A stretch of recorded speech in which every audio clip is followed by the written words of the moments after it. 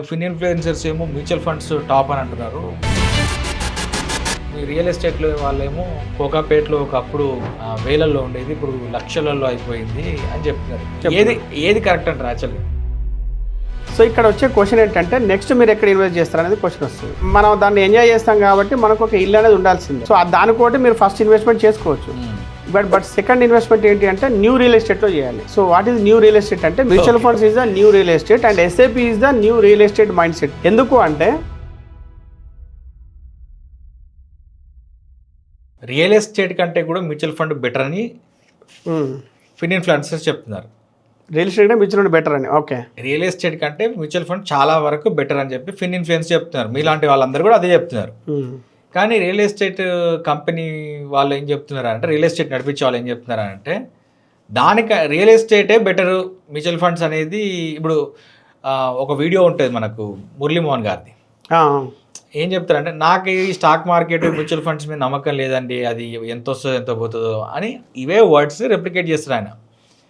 కానీ ఆయన my home Rameshwar Rao గారు రియల్ ఎస్టేట్లో ఉన్నప్పటికీ కూడా ఆయన ఒక మాట అన్నాడు, నాకు 1200 కోట్ల రూపాయలు వస్తే నేను ఎస్బీఐలోనో దేంట్లోనో పెట్టుకున్నా అని చెప్పేసి ఏబిఎన్ ఆంధ్రజ్యోతి రాధాకృష్ణ గారితో ఓపెన్ హార్ట్ విత్ ఆయన చెప్పారు. అంటే ఇక్కడ రెండు పర్స్పెక్టివ్స్ ఉన్నాయి. ఇద్దరు కూడా బాగా, ఒక ఆయన జేబెరీ కన్స్ట్రక్షన్స్ జేబెరీ ఓనరు, ఒక ఆయన ఏమో మై హోమ్ ఈయన. అయితే ఇంకొకరేమో ఇన్ఫ్లుయెన్సర్స్ ఏమో మ్యూచువల్ ఫండ్స్ టాప్ అని అంటున్నారు. రియల్ ఎస్టేట్లో వాళ్ళేమో కంపెనీస్ వాళ్ళేమో రియల్ ఎస్టేట్లో ఇప్పుడు పెట్టండి, తర్వాత ఇప్పుడు కోకాపేటలో ఒకప్పుడు వేలల్లో ఉండేది, ఇప్పుడు లక్షలలో అయిపోయింది అని చెప్తున్నారు. ఏది కరెక్ట్ అంటారు యాక్చువల్గా? ఇప్పుడు రియల్ ఎస్టేట్ అనేది కంపల్సరీ సార్, ప్రతి ఒక్కరికి రియల్ ఎస్టేట్ అనేది ఉండాల్సిందే. ఓకే, ఫస్ట్ ఆఫ్ ఆల్ ఎందుకంటే మనం ఉండడానికి ఒక ఇల్లు అనేది ఉండాల్సిందే. అది ఇల్లు కావచ్చు, ఫ్లాట్ కావచ్చు, ఏదైనా కూడా. సో దానికోసం మనం ఒక ప్లాట్ కొనాల్సిందే, లేదంటే ఇల్లు కొనుక్కోవచ్చు, అయిపోతుంది.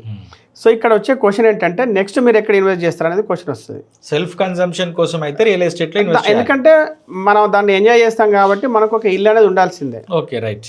సో దానికోటి మీరు ఫస్ట్ ఇన్వెస్ట్మెంట్ చేసుకోవచ్చు. బట్ సెకండ్ ఇన్వెస్ట్మెంట్ ఏంటి అంటే న్యూ రియల్ ఎస్టేట్లో చేయాలి. So what is new real estate అంటే mutual funds. Mutual funds is the new real estate.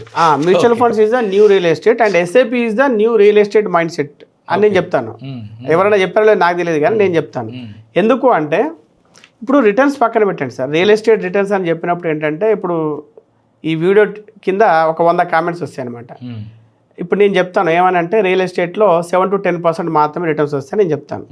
ఇప్పుడు ఒకరు కామెంట్ ఏం పెడతారంటే, నేను మొన్ననే ప్లాట్ కొన్నా, నాకు 50% రిటర్న్స్ వచ్చినాయని చెప్తారు. ఇంకొకరు ఏంటంటే, నేను 10,000 గజం కొన్నా, ఇప్పుడు 15,000 అయింది, వితిన్ 1 year రిటర్న్స్ వచ్చాయని. సో రియల్ ఎస్టేట్లో ఏంటంటే అది లక్కీ లాటరీ అనమాట. నేనే చెప్దామని చూస్తున్నా.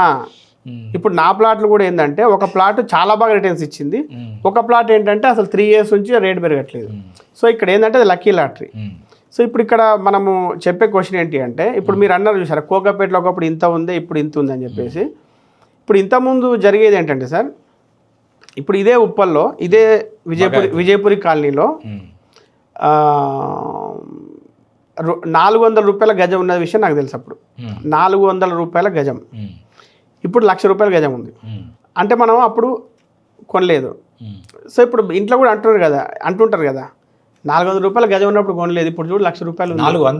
400 రూపాయల గజం ఉన్నప్పుడు మీరు కొనలేదు, ఇప్పుడు అక్కడ 1,00,000 రూపాయల గజం ఉంది, ఎందుకు కొనలేదు అంటారు.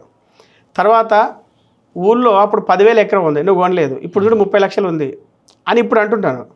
మీరు చూడండి, ఒక 15 సంవత్సరాల తర్వాత ఫ్యామిలీలో ఏం డిస్కవర్ చేస్తుంది అంటే, అంతకుముందు ఈ శ్రీనివాస్ అంటే కూడా వచ్చాడు కదా మన ఇంటికి, వాడు ఏం చెప్పాడు, 10,000 ఎస్ఐపి చేయమని చెప్పాడు.